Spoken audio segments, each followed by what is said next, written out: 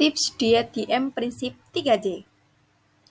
Apa sih itu DM, diabetes mellitus, atau biasa disebut dengan kencing manis, merupakan gangguan metabolisme tubuh akibat hormon insulin dalam tubuh yang tidak dapat digunakan secara efektif dalam mengatur keseimbangan gula darah sehingga meningkatkan kadar gula di dalam darah. Diabetes mellitus sendiri merupakan masalah kesehatan masyarakat yang penting dan menjadi salah satu dari 4 penyakit tidak menular prioritas. Jumlah kasus dan prevalensi diabetes mellitus sendiri terus meningkat selama beberapa dekade terakhir. Nah, untuk pengendalian diabetes mellitus sendiri yaitu diabetes mellitus memang penyakit yang tidak dapat disembuhkan, namun dapat dikendalikan sehingga penderita dapat menjalani hidupnya dengan normal. Nah, pengendalian tersebut meliputi pengaturan pola makan atau diet, olahraga, dan pengobatan pemeriksaan gula darah.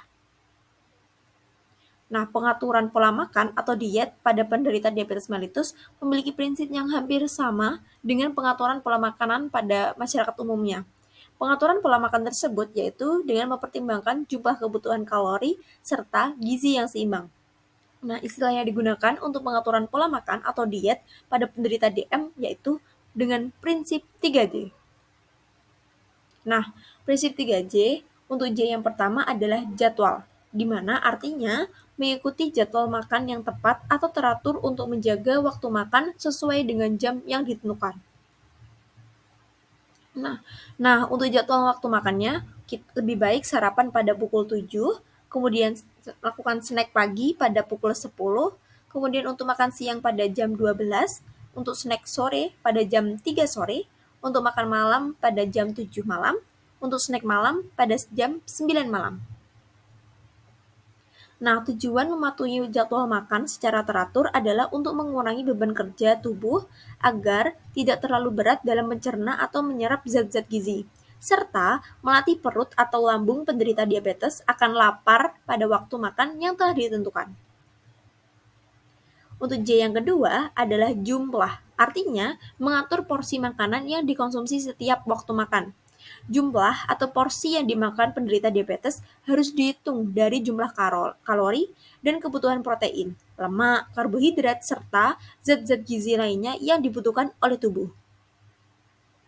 Semakin aktif penderita diabetes, maka akan semakin banyak kalori yang dibutuhkan, sehingga membutuhkan porsi makanan yang lebih banyak. Penderita diabetes juga harus memperhatikan porsi dari setiap jenis makanan yang dikonsumsi, karena kadar gula darah akan meningkat drastis setelah mengonsumsi makanan tertentu yang memiliki kandungan gula darah yang tidak terkontrol. Untuk J yang ketiga adalah jenis, artinya memilih jenis bahan makanan yang tepat agar dapat membiasakan penderita diabetes mengkonsumsi makanan beraneka ragam dan memiliki kebiasaan pola konsumsi makan yang baik. Semakin banyak ragam makanan yang dikonsumsi penderita diabetes, maka akan semakin baik karena tidak ada satu jenis bahan makanan yang mengandung semua zat-zat gizi sehingga kekurangan zat gizi tersebut akan ditutupi oleh jenis makanan lain.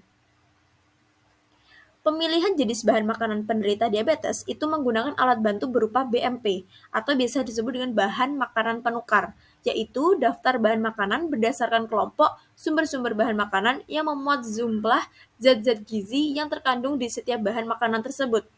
Nah, jenis bahan makanan yang tercantum di dalam BMP dibedakan menjadi 7 kelompok.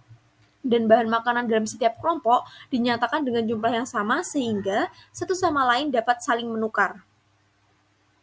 Nah, untuk kelompok jenis makanannya, kelompok pertama itu merupakan golongan makanan sumber karbohidrat, seperti beras, jagung, roti, dan tepung-tepungan. Untuk kelompok 2 merupakan golongan bahan makanan sumber protein hewani, seperti telur, ayam, ikan, udang, dan daging. Untuk kelompok ketiga merupakan golongan bahan makanan sumber protein nabati, seperti tahu, tempe, dan kacang-kacangan. Nah, selanjutnya untuk jenis makanan kelompok 4 itu ada golongan sayuran. Nah, untuk golongan sayuran pada penderita diabetes itu dibagi menjadi 2. Yang pertama ada sayuran golongan A, yaitu yang boleh dikonsumsi sekehendak karena memiliki 0 kalori dan tinggi serat, seperti daun bawang, jamur, kangkung, ketimun, dan tomat. Kemudian yang kedua ada sayuran golongan B, yang dimana tetap harus ditakar konsumsinya karena mengandung beberapa kalori seperti bayam, buncis, daun singkong, daun pepaya. Nah, untuk kelompok kelima merupakan golongan buah-buahan seperti alpukat, apel, anggur, belimbing, dan jambu biji. Nah, untuk selanjutnya yaitu kelompok 6 merupakan golongan susu dan hasil olah susu seperti susu kental manis, yogurt, susu bubuk. Kemudian untuk kelompok 7 merupakan golongan minyak seperti minyak goreng, mentega, kelapa parut, santan, dan lemak sapi.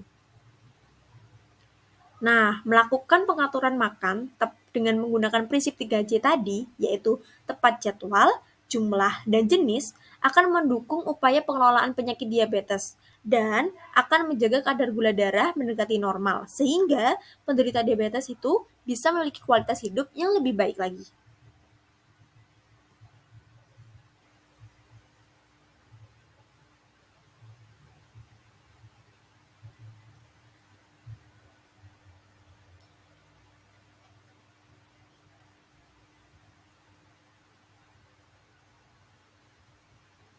Terima kasih.